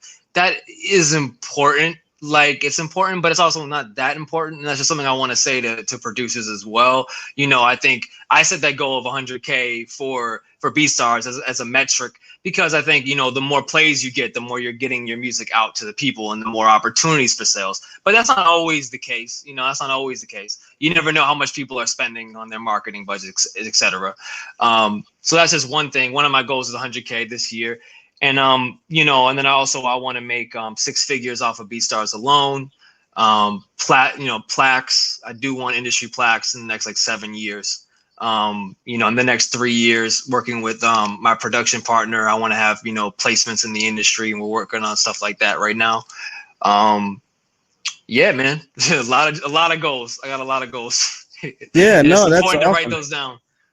Yeah, exactly. I can speak volumes on direction, and having something written down or where you're headed with your career. Because if you don't write anything down, like I say in other videos and stuff, and to my community, if you don't have any, it's like a GPS. You don't have a destination. Where are you going? You know what I mean? That's what goals are. You got to have, a pinpoint direction of where you want to be and what you want to accomplish, because we're not going to be around forever. You know what I mean? And that's the essence of evolution. You always want to grow and get to something, and it's very important to have goals. Just to close that. Yes, man. Amen. There's another question we had. Let's see here. We got some good questions here. And I always go over time, but I definitely always like to give y'all value. Let's see here. I thought I saw another one. And you can't see the comments there, Nick, can you? Nah, I can't. Okay. Oh, wait, hold up. I just clicked. Okay, here's one. As a beat producer / seller in BeatStars, what are some marketing techniques you use to get your newest beat in front of the eyes of potential buyers? No need to give away your own secrets. Maybe just a general trick or tip. Oh, that's a good question, man. That's a great question. Thank you, Evo. Sometimes this is kind of a weird answer, but sometimes I don't want my newest beat necessarily to be the one. There's a feature when you upload a track in BeatStars, it on your feed, which is like the home page, kind of like your home page in BeatStars, it will automatically show your newest beat right there. And to get more eyes on it, there's things you can do. You could definitely use the marketing platform on BeatStars. I would really recommend using that. That's a really helpful tactic. I've personally had a lot of success promoting is the word, promotion. Look at the promotion tab. If you promote a track, you can get a lot of eyes on it. Like I think I can get, if I spend $200, I'll get 8,000 streams. Usually that's about what I'm getting on return. And with that, you get a lot of eyes on your beats. So that's one thing you can do is promote.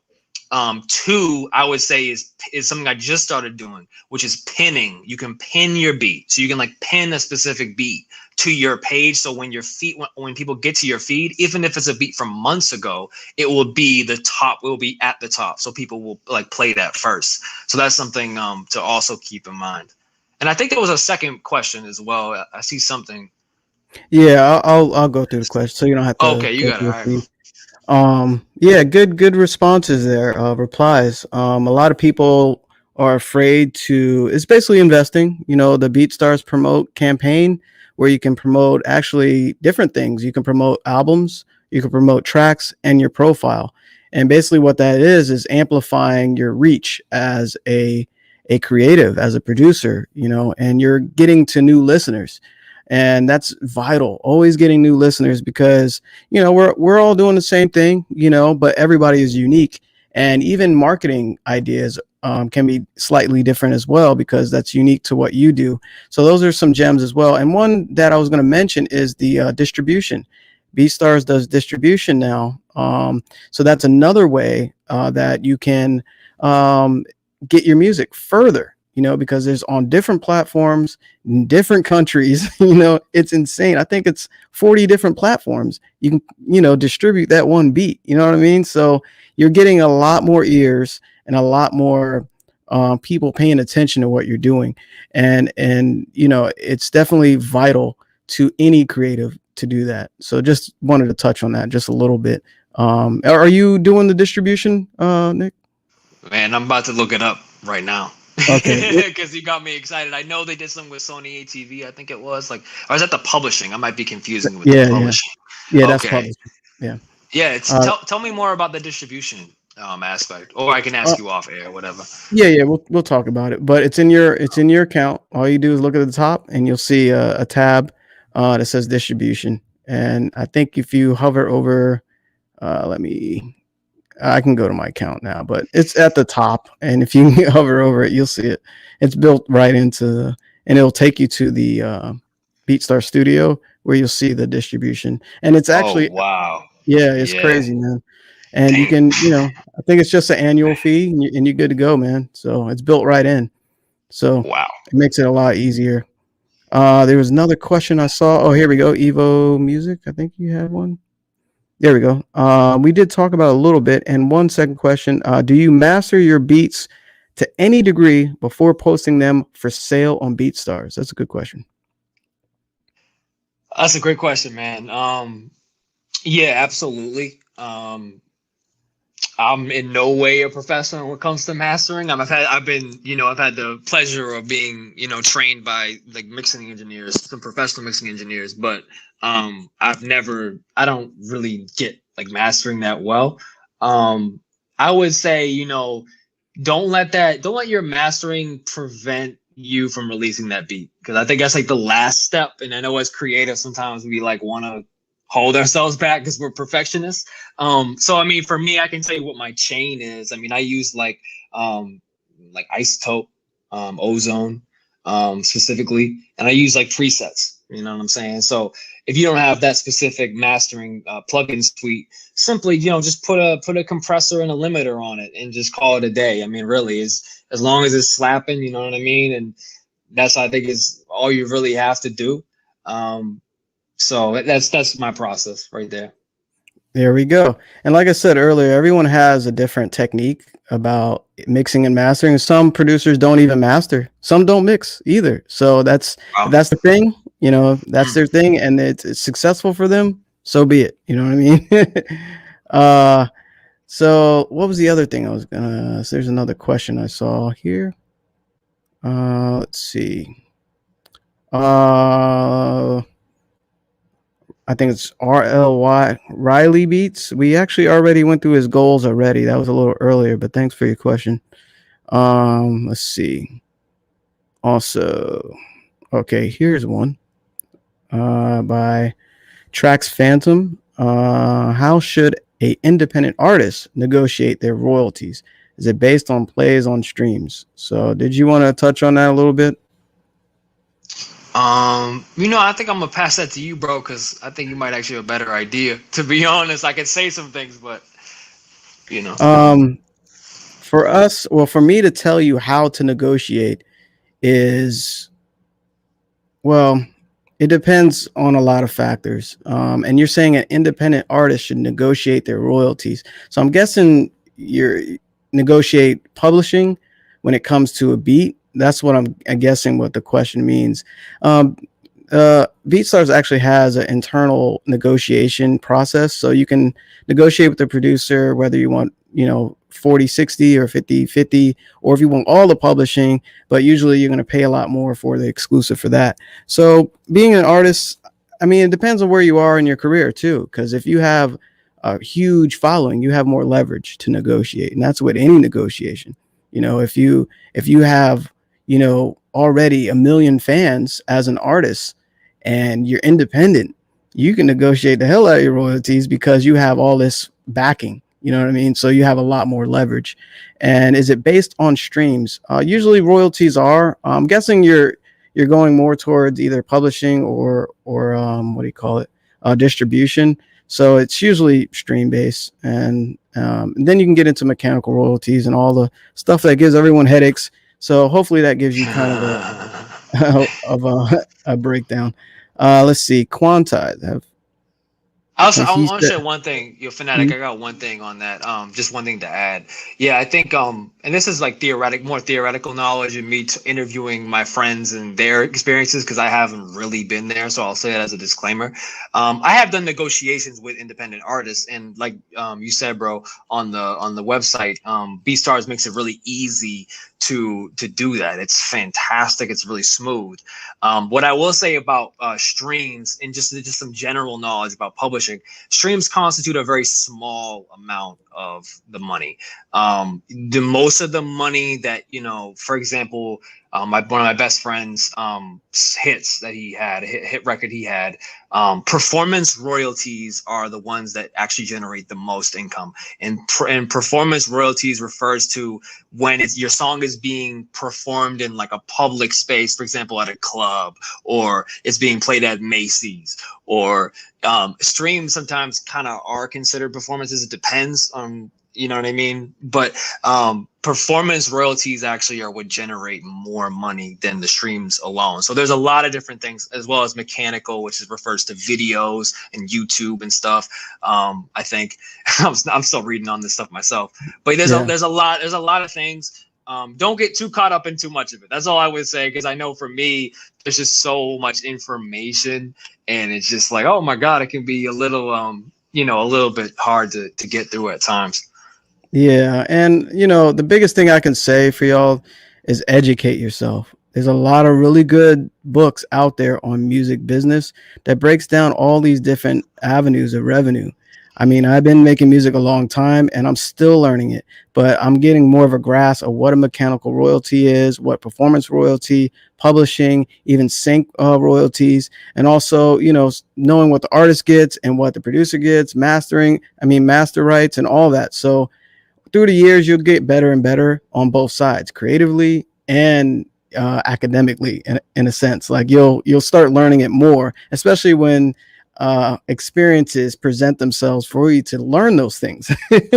So always be open to learning that, and it's important, because that's the business side of it. Let's see. There's a question I saw. This is funny. I don't know. It's up to you if you want to answer. I have a question from Quantize. I have a question, but will you answer? LOL. Around how many beats does Nick Neighbours and DJ, I guess that's me, DJ Phanatic, sell? I'm asking a round number. Don't have to say the exact. It's up to you if you want to say revenue or if you want to say 1 to 1,000. Totally up to you, man. Here's what I'll say. You're gonna post, as you growing, you're gonna post a lot more than you sell. Sometimes I'm waiting. I'm just like, wait, like let's go. Like, let's make a sale, man. Come on, like someone buy this, let's go. And it takes time. It takes time. I'm not making six figures, I'll tell you that right now. I'm not making 50,000. You know what I mean? I'm working up that. But yeah, they come and they go, and it can be a little inconsistent. Right now, in this week alone, I haven't sold a beat. You know what I'm saying? So that's this week. Maybe next week will be better. You never know. Yeah, well said, man. For years, I've been making music and even like not even posting it anywhere. And for years, I was making music, not even like being on camera or social media, like behind the scenes, just doing it because I love it, and I wasn't selling it. And then when I started to sell it, for years, I didn't make anything. Like the first 2 years, I didn't make nothing. And I was putting out music constantly. And I also think my craft wasn't ready yet. And like I wasn't as talented at the time. But thankfully, I progressed over time. Sales been steady, numbers have been just up and up and up and up, man. I'm just blessed, and I'm at a different place creative wise and mentally, and I just took it a lot more serious. When I started, I was just BSing, man. I was like, I wasn't taking it serious. I was just making music. Yeah, that's dope. Playing it for my homies, just family and whatnot, or just I wasn't taking it as a business. And the more I took it seriously, the more I seen a return. You know what I mean? And I'm not going to share exact numbers, but this week has been a very successful week for me, and I'm just blessed, man. Even not making sales, I'm blessed because someone still listens to my music, and I see it. Either way, I'm blessed because money doesn't mean much to me. You know what I mean? Because that's dust in the end. It's what I do for other people, and also how I express myself through music to help other people express themselves. So that means a lot to me. Man, I'm with you, bro. That's exactly my prerogative at the same time. It's impacting people and expressing myself and connecting with others, and then the money. Right. That's my business model. Everybody has their own. And yeah, I think the most important thing is just to know that you're growing. That's the most important thing. Like my numbers have been just constantly since COVID. It went just like boom, it went up, and that's actually because I designed a marketing plan, not just like coincidence. But as long as you're growing, I think that's the most important thing. And for me, I can get caught up in achieving this goal, or I don't have this, or I don't have that. As long as I'm exponentially growing, I don't mean just growing. I'm personally trying to be like, I'm trying to go like this. So I'm climbing. I'm not strolling. I'm climbing up the mountain. As long as I'm growing at a very fast rate, and as long as I'm uncomfortable, because I make sure I'm uncomfortable. I try to make myself uncomfortable at times. Like that's how I know I'm doing something right to some degree. Like, oh, this is kind of tough. Like, oh, 3 beats a week. Oh, that sounds challenging. Let's do it. Let's try it. Let's see. And that's kind of how I approach it. Yeah, exactly, man. Great gems right there. Like, yeah, you said so much right there. We're going to leave that alone. That was perfect, man. Evo Music, thank you, man. He says you guys are effing rock stars. Thank you so much for taking the time to answer the questions with such depth. Man, I'm walking away from this stream today feeling great. Thank you, guys. Hey, man, it's all love. Thank you, bro. Thank y'all for sacrificing Super Bowl to be with us. Actually, it starts in a couple hours, I think. So, but yeah, thank y'all for being here, man. We got a question here from Trax Phantom again. I think you asked a question earlier. Is it true when you are a new producer, you have to pay dues by letting go a lot of beats at a lower price or for free? I'll let you respond to that. So I think I'll just be honest. So the way you're asking that question, I understand what you're asking, but you're your own boss. So don't assume that you have to do anything. You don't have to do anything. So paying dues, that's one approach. You know what I mean? And I think you don't have to do that. That's definitely a approach that has been popular like lately, especially with the Cash Money APs, and since him and other artists who have like really platformed free beats and they've made lots of money off of it. Remember that is one valid track. That is one of like 10 billion valid tracks to success. And the reason why it kind of stirs up something in me, because as a producer, adapting to that free beat game has been difficult, and I haven't fully adapted to it because I haven't really totally bought into it. You know what I mean? Philosophically, there's some things that I have issues with, you know what I mean, just as an artist. But really, my answer is no, it's not true. You don't have to do that.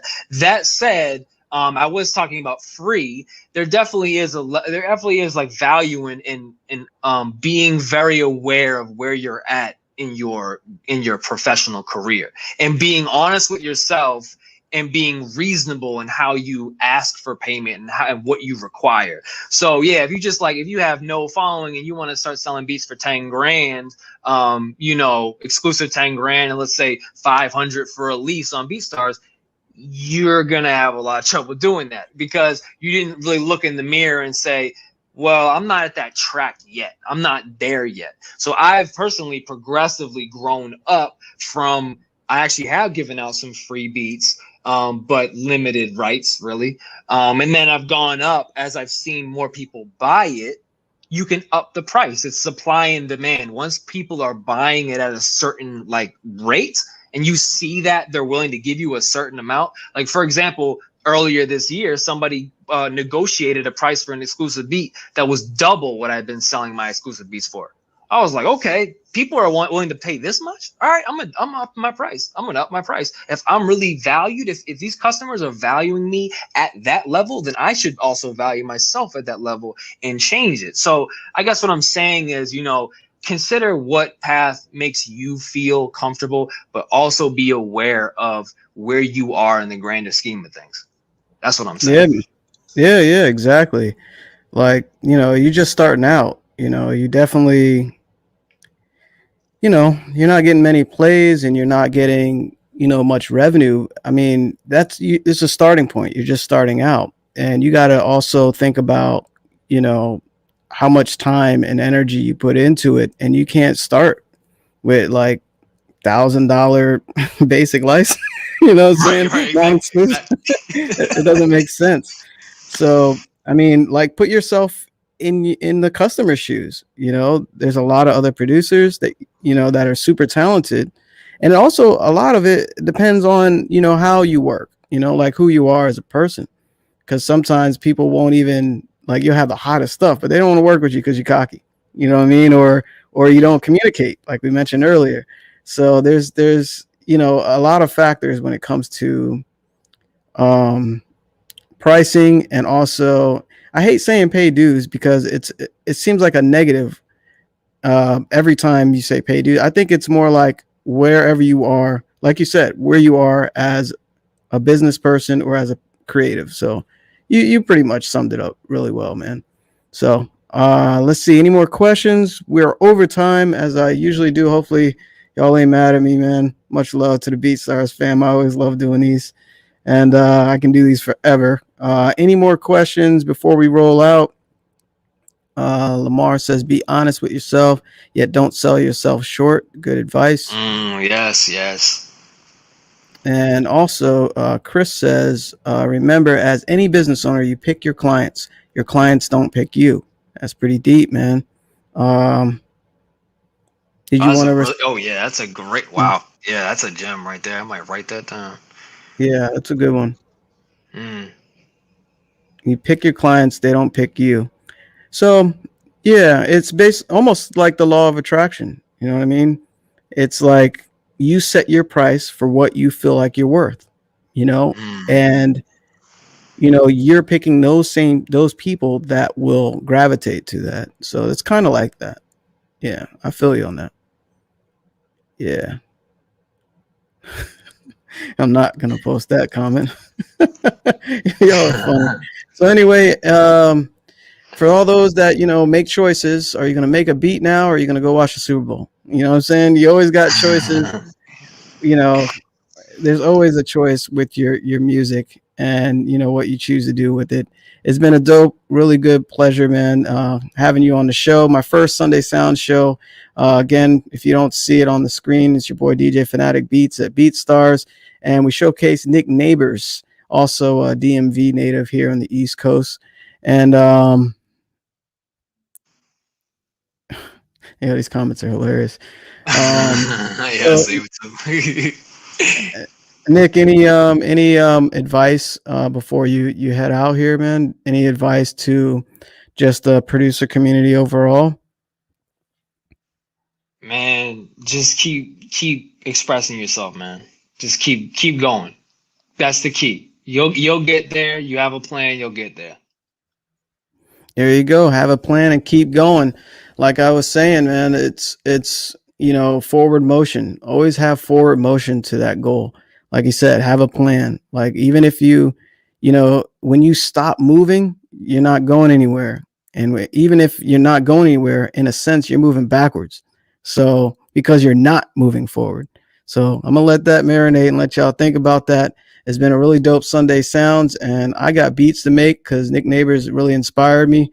And it's gonna be really loud back here. my dog is ready. So anyway, y'all have a really blessed day and a dope weekend. And also much success to everybody. Thanks for joining us. And if you missed it, you can check it out next time. It's super long, so you might want to double time it. Peace.